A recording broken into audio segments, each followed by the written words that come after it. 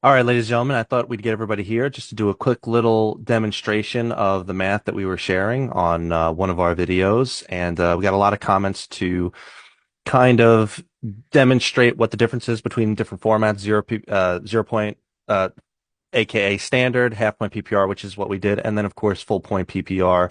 And we thought we'd extrapolate it out. We got some nice graphs to show you. So just to show the math. So the claim that we made was that running backs are more value early, but that wide receivers hold their value later on in the draft. And obviously, because there's a point at which that changeover happens, clearly there's ways of graphing it out. And so that's what we're here to show you guys. So first and foremost, let's talk about the uh, standard format, aka 0 point PPR. As you guys can see, clearly running backs are more valuable up until a certain point, basically up until like running back or wide receiver 30-ish, around the 30 range. And then you could see wide receivers taking over. For context, the running back 12 was in 0 point PPR was Chase Brown with 201 points, and the wide receiver 12 was actually Devontae Adams with 156 points. That's a 45-point difference.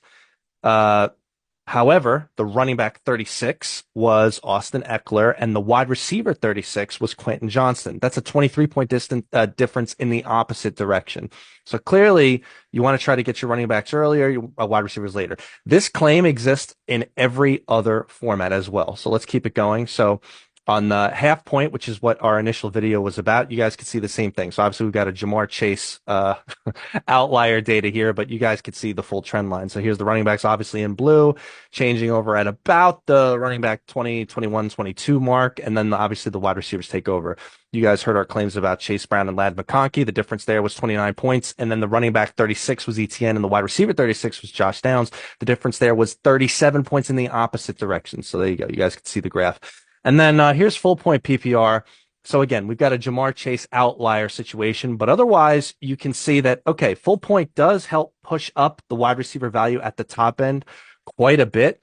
Not enough to make the top end running backs not more valuable at the very, very top end, but you can see that there's the lines do cross each other. It just happens much, much earlier, which should make sense.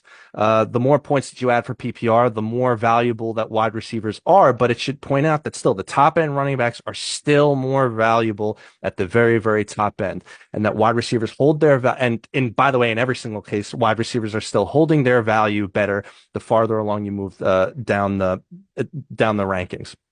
And in this case, this is all values from last year, the 2024 season. If you go back and look at every single season, it's the exact same thing. But just for the sake of quick and easy, if you guys to see the graphs real quick, this is what it was.